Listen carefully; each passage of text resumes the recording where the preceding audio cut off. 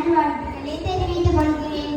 நான் இங்கே பாரதியின் கனவே நவீன இந்தியாவின் அடித்தளம் என்ற தலைப்பில் ஒரு சில வார்த்தைகள் பேசலாம் என ஆசைப்படுகிறேன்.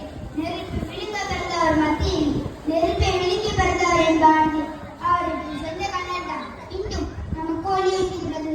ஆக்கத்திலே தொழில் நோக்கத்திலே புயல் வீக்கத்திலே உலர் நோக்கத்திலே காக்க திறன் கொண்ட மலர்த்தம் சேனை கடலிலே உயர்ந்தாண்டி அலங்காரம் அடைந்து அங்கு கற்பித்த வார்த்தையின் பாரதியின் குரல் தானே இந்த நவீன இந்தியா என அர்த்தத்தை வைத்தது.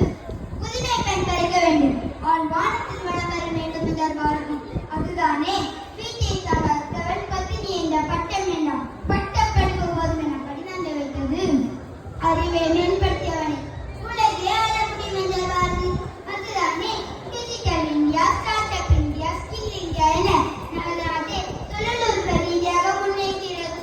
பாரத தேசம் என்று பெயர் சொல்வார், மிடிப்பயன் கொள்வார், துயர் பகை வெல்லுவார் என்ற பாரதியின் வரிகள் தானே உலக நாடுகளே நிர்மல் சந்திராயன் 3 முதல் ஆபரேஷன் சிந்தூர் வரை நம்மை நகர்த்தி சென்றது. பாரத தேசத்தின் பிரதமர் நரேந்திர மோடி கூறினார், பாரதியின் எண்ணங்களே 100 ஆண்டுகளுக்கும் பிறகும் நம்மால் உணர முடிகிறது. அவர்கள் கவிஞர் மட்டுமல்ல, அவர்கள் தலைமுறையின் புலர்ச்சியாளர். நவீன இந்தியா பாரதியின் கனவால் கட்டப்பட்டது என்பதில் எவ்வித சந்தேகமும் இல்லை. அதை நம் பாரத பிரதமரே கூறிவிட்டார். நவீன இந்தியாவான பாரதியின் கனவு இல்லை இல்லை, இவ்வனைத்தையும் விட என் பாட்டன் பாரதிக்கு பெண் கனவு ஒன்று உண்டு.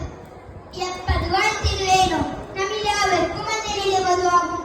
30 கோடி வாழ்வோம், 30 கோடி முழுமையை வீழ்வோம் என ஏற்றத்தால் மற்ற சமுதிரம் இந்தியாவில்தானே பாரதி கனவு கண்டான்.